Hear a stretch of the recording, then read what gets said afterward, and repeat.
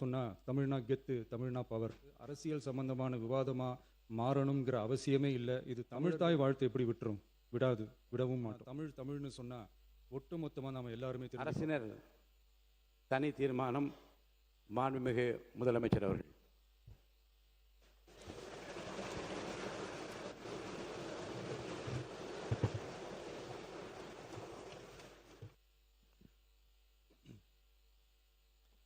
மாண்புமிகு பேரவைத் தலைவர் அவர்களே, மொழி எப்பவும் தொடர்புக்கான ஒன்று தான், இல்லைன்னு யாரும் மறுக்கவே முடியாது. உலகத்தில் இருக்க எல்லா மொழிக்கும் இது பொருந்தும், அதையும் யாரும் மறுக்க முடியாது. ஆனால் நம்ம தமிழ் வெறும் மொழி மட்டுமல்ல, பேசினா வர்ற ஓசை மட்டுமல்ல. திரும்பவும் சொல்கிறேன், தமிழ் ஒரு மொழி மட்டுமில்லை, அது நம்ம உயிர், அது நம்ம உணர்வு.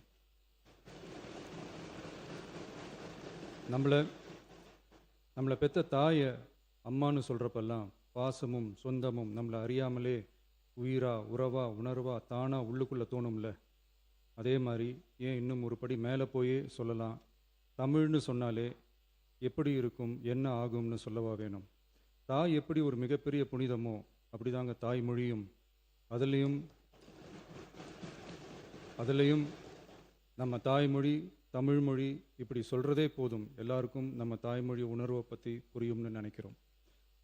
நம்ம தாய் நமக்கு மிகப்பெரிய புனிதம்னா நம்ம எல்லாருக்குமான தமிழ் தாய் பற்றி சொல்லவா வேணும்.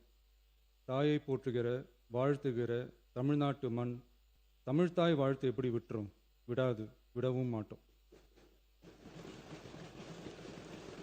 மாண்புமிகு பேரவைத் தலைவர் அவர்களே, நம்ம தமிழ்தாய் வாழ்த்த 1891 எழுதின மனோன்மணியம் சுந்தரனார் நம்ம தமிழ் மொழியவே தமிழ் தாய்னு சொல்லி உயர்வா பாடினார்.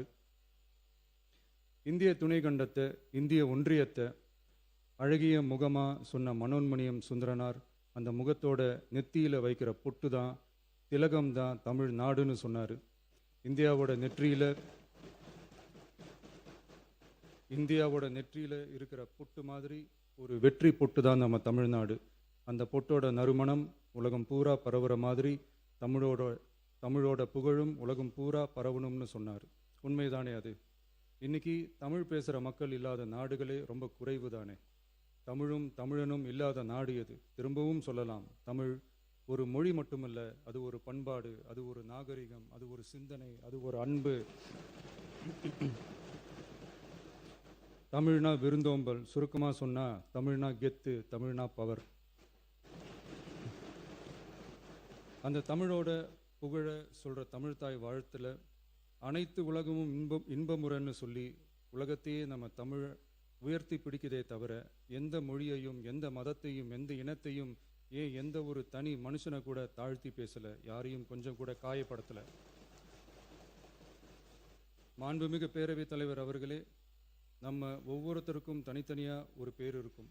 ஒரு கூட்டத்தில் நம்ம பேரை சொல்லி யாரும் கூப்பிட்டா நாம் ஒருத்தர் மட்டும்தான் திரும்பி பார்ப்போம். ஆனால் தமிழ்னு சொன்னால் ஒட்டு மொத்தமாக நாம் எல்லாருமே திரும்பி பார்ப்போம்ல. அப்படி நம்ம எல்லாருக்கும் இருக்கிற பொது பேரு தானே அது.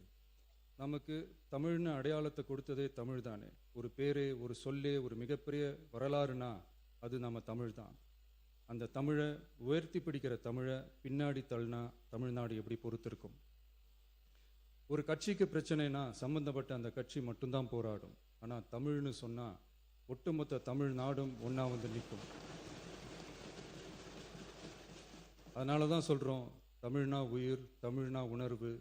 உலகத்தில் தோன்றிய பல மொழிகள் காலப்போக்கில் மறைஞ்சு போய் இருக்குன்னு சொல்லுவாங்க. ஆனால் நம்ம தமிழ் காலகாலமாக நிலைச்சி நீடிச்சு நிற்கிற ஒன்று.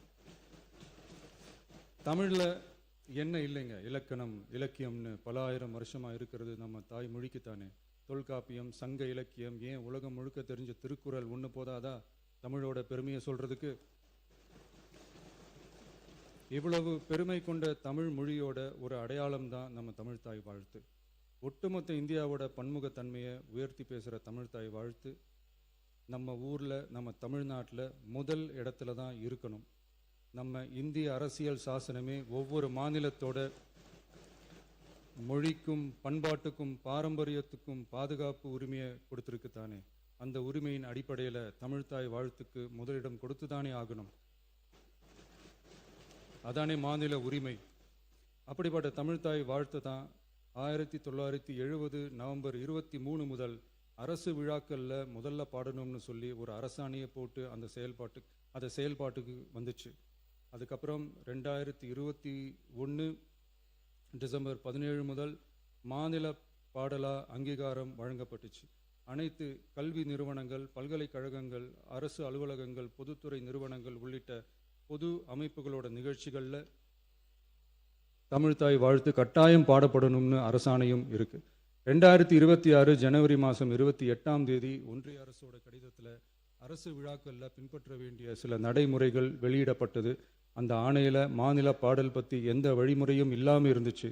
நம் அரசு பொறுப்பேற்றதும் கடந்த மே மாதம் 27 மாண்புமிகு பிரதமர் அவர்களுக்கு மாநில பாடல்களுக்கு உரிய அங்கீகாரம் வேண்டும்னும், ஒன்றிய அரசு வெளியிட்ட ஆணைக்கு திருத்தம் வெளியிடணும்னும், மாநில விழாக்களில் தமிழ்த்தாய் வாழ்த்த முதல்ல பாடுறதுக்கான உரிய வழிமுறைகளை வகுக்க வேண்டும்னு சொல்லி கடிதம் எழுதியிருந்தோம். அதை தொடர்ந்து போன ஜூலை மாதம் 9 கடிதத்தில் மாநில பாடல் பாடப்படுவது பற்றி இருந்துச்சு. ஆனால் நம்ம தமிழ்நாட்டில் 1970களில் இருந்து தமிழ்த்தாய் வாழ்த்து எல்லா அரசு நிகழ்ச்சிகள்லையும் கல்வி நிறுவனங்கள்லையும் தமிழ்த்தாய் வாழ்த்து முதல்ல பாடுறது ஒரு மரபாவே இருக்கு. அதுக்கான அரசாணையும் இருக்கு. மாண்புமிகு பேரவைத் தலைவர் அவர்களே, தமிழ் நமது உயிர் மூச்சு, தமிழ் மொழி நமது அடையாளம், தமிழ் பண்பாடு நமது பெருமை. அதனால தமிழ்த்தாய் வாழ்த்தின் மரியாதையை பாதுகாப்பதில் தமிழக வெற்றிக் கழக அரசு ஒருபோதும் சமரசம் செய்யவே செய்யாது. தமிழ்த்தாய் வாழ்த்தை முதலில் பாடுவது அரசியல் அமைப்பிற்கும் இந்திய ஒற்றுமைக்கும் எதிரானதில்லை, மாறா வேற்றுமையில் ஒற்றுமைன்ற இந்தியாவோட உயர்ந்த கொள்கையை வெளிப்படுத்துறது. மேலும் தமிழ்த்தாய் வாழ்த்தை முதல்ல பாடணும்னு சொல்றது அரசியல் சம்பந்தமான விவாதமா மாறணுங்கிற அவசியமே இல்லை. இது தமிழர்களின் பொது அடையாளம். நம்மை வேறுபடுத்துவதல்ல, ஒன்றிணைப்பது. மாண்புமிகு பேரவைத் தலைவர் அவர்களே, தமிழ்த்தாய் வாழ்த்தின் கண்ணியத்தையும் தமிழின் தொன்மையையும் தமிழர் பண்பாட்டின் பெருமையையும் பாதுகாக்கும் இந்த உயரிய பணியில் இந்த சட்டமன்ற பேரவையில் உள்ள அனைத்து உறுப்பினர்களும் கட்சி வேறுபாடுகளை மறந்து ஒன்றிணைந்து அனைத்து கல்வி நிறுவனங்கள், பல்கலைக்கழகங்கள், அரசு அலுவலகங்கள், பொதுத்துறை நிறுவனங்கள் உள்ளிட்ட பொது அமைப்புகளின் நிகழ்ச்சிகளிலும் தமிழ்த்தாய் வாழ்த்து கட்டாயமாக முதலில் பாடப்பட வேண்டும் என்று கொண்டுவரப்படும் இந்த தீர்மானத்திற்கு அனைவரும் ஆதரவு வழங்க வேண்டும் என கேட்டுக்கொள்கிறேன். தமிழ்த்தாய் வாழ்த்து தொடர்பான அரசினர் தீர்மானம்.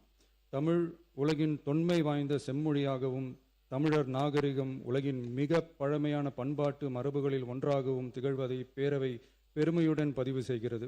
மனோன்மணியம் சுந்தரனார் அவர்களால் 1891 எழுதப்பட்ட மனோன்மணியம் என்ற நாடக நூலின் பாயிரத்திலிருந்து எடுக்கப்பட்ட தமிழ்த்தாய் வாழ்த்து 1970 நவம்பர் 23 முதல் அரசு விழாக்களில் முதலில் பாடப்பட வேண்டும் என அரசாணை வெளியிடப்பட்டு செயல்பாட்டுக்கு வந்துள்ளது.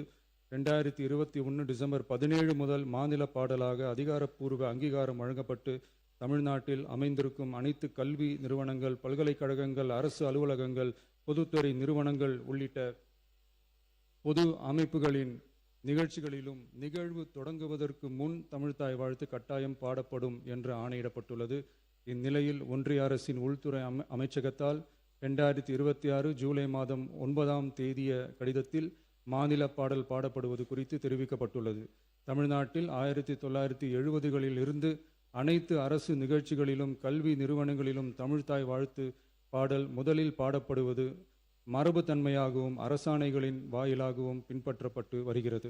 ஆகவே தமிழ்த்தாய் வாழ்த்து தமிழ் மொழிக்கும் தமிழர் பண்பாட்டிற்கும் செலுத்தப்படும் மரியாதையின் வெளிப்பாடாகும் என்பதை இப்பேரவை வலியுறுத்துகிறது.